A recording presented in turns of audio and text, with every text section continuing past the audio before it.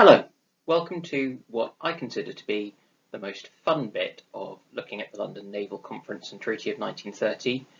What if they fail to make any sort of agreement? So I've been working on this with Alex Clarke. I would highly recommend you go and find him on YouTube, on Twitter as @AC_Naval History. He podcasts the bilge pumps via SimSec, which you can find at the podcast provider of your choice, or on Apple if you're part of the iCult. He's got a Discord that's very friendly, and he does Patreon. So, the first thing that changes for the Imperial Japanese Navy is that the series of special type destroyers of around 2,000 tons displacement becomes the new normal for the Japanese. They were completely stymied in this by the treaty. They had been merrily building a lot of these, Fubuki and successors, and really a lot of the problems they then encountered were from not understanding that they couldn't keep that capability on a smaller hull. In fact, they probably were really struggling to get that capability on the hull they already had. So, you know. Cruisers. So they've gone through a series of cruisers. They've got the Miyokos, Takeos, and now Magamis with the planned 8-inch turrets. So that's three cruiser classes, each of 4, to give them 12 of these 8-inch cruisers that are trying to do everything. So they're trying to be strategic scouts, which is basically find the US Navy. They're trying to eliminate the enemy's equivalent. They're trying to screen the battle fleet, and realistically, given that the Imperial Japanese Navy hasn't built a light cruiser since the 1922 treaty, they're going to be the ones supporting the light flotilla forces against the enemy battle fleet in making those attacks. So they're trying to do everything. At that point, you go, they've only got 12. I just think that would be changed by keeping going with strategic scouting being taken over a lot more by the treaty avoiding light aircraft carriers, following the model of the Ryujo, which is probably comparable to the Ranger, carries 48 aircraft, capable of 29 knots, doesn't know what armour is, and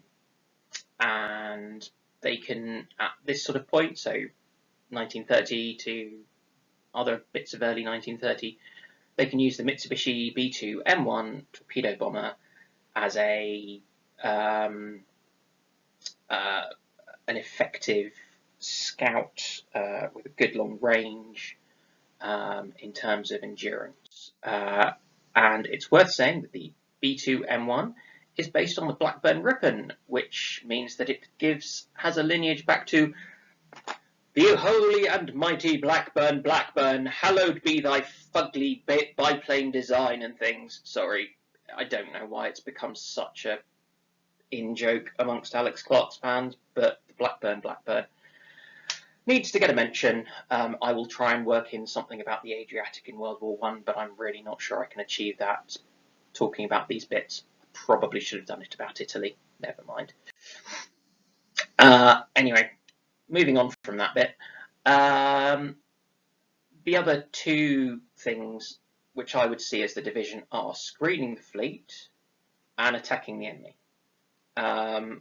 So to screen the fleet, you're really looking at being able to drive off enemy light forces, which you can kind of expect to be a few cruisers and a lot of destroyers. So you want a lot of guns for that, because you want rate of fire.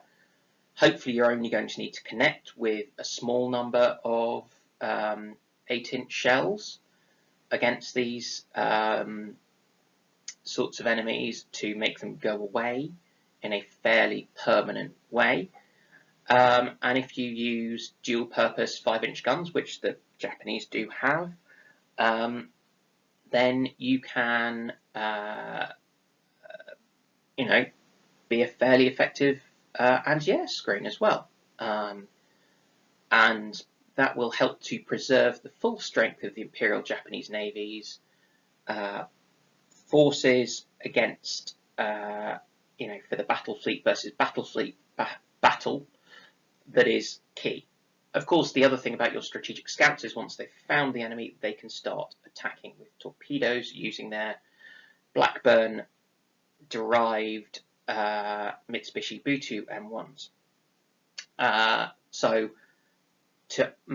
But this is where I think the Japanese can start sacrificing some of the facilities or things that they try and cram onto their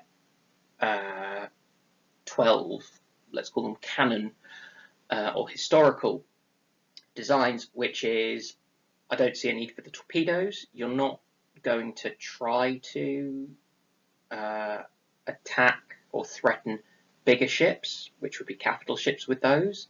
That's not your job. I wouldn't bother with aviation facilities. You're going to be part of the main fleet. Everything in terms of aviation happens around you. It's a waste of space and things that could be another twin 8-inch turret or some more 5-inch guns. Armour, and this is bearing in mind the Japanese apparent mentality anyway, given you are going to be potentially getting into range of battleships with things with 16-inch guns, having armour that is proof against that is a non-starter. Having armour against 8-inch but not 16-inch shells just guarantees you're going to get 16-inch shells coming your way rather than the enemy's cruisers engaging you. Not worth it. So honestly, I would just be aiming for kind of being reasonably secure against 5-inch shell fire from the enemy's destroyers. So you can ignore them apart from the torpedoes, and that should also give you protection against anything too terrible happening from 8-inch shell fire, bearing in mind you don't need to necessarily survive the single big engagement. That's not necessarily your role. You're semi-disposable, provided it's from the right things. Then you've got the kind of attacking the enemy side, which is the kind of screening, destroying the enemy's screen to some extent, and supporting the hordes of Fubuki and subsequent special type destroyers. So here you're going to be coming across enemy fleet cruisers, which tend to be a little bit smaller, a little bit nippier, which I mean in terms of, what's the right way of putting that? More nimble, sorry. So, you know, a bit less potent in some ways, aiming for maneuverability, looking to match more what a destroyer can do, rather than looking to be a sort of or biggest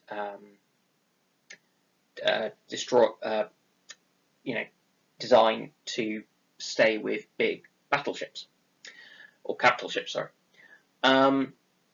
So you need to be able to blast your way through those and drive a wedge through them. So you're going to need a few 8-inch guns. I mean, in theory, you could get away with 6-inch guns, but I'd go with 8-inch at this point, because there's no incentive without the London Naval Treaty changes to change. And the equations about weight of shell fire you can put down in a minute starts to get very much down to a single salvo a minute making a big change. So yeah, let's go with that. This is where you want your lots of torpedoes, your kind of probably 2 quad 24-inch torpedo tubes, so that's able to carry the long lance once that's developed. Yeah, two quad launches of them on each side of your cruiser probably. And with all of that, you might actually be able to fit some aviation facilities on, because that's not going to change things quite so much. The reason I'm saying 3 or 4 of the twin 8-inch gun turrets is my first thought was I'd probably have either all 3 up forward or 2 up, 2 forward, 1 aft. But you may actually spend quite a bit of your time with your tail towards the enemy, and jinking and juking to get away from the enemy battle lines shells and things. So the ability to return fire a bit with 2 turrets feels good, but you also want to be able to shoot your way in. And the problem with having your turrets forward is that they have to traverse, they have to go the long way round to go from firing over your kind of left shoulder to right shoulder, and they don't traverse all that quickly. And if your aviation facilities are aft, then if they get hit, well, you found the enemy, because I'm thinking that you'd probably be the one supporting the strategic scouting aircraft carriers. So you found the enemy, so it doesn't matter. If that gets blown up, it's kind of disposable. And if you go more with the sort of British style of placement, where you have your aviation facilities amidships, well, you're probably going to have quite a big area amidships anyway, which are going to be where your engines are. And you might as well stick something there alongside your torpedoes, which don't have the same implications for getting smashed, or your torpedoes won't smash your aviation facilities and vice versa, and it actually is a good central place to have cranes for sorting out reloads, things like that. So I think that could work.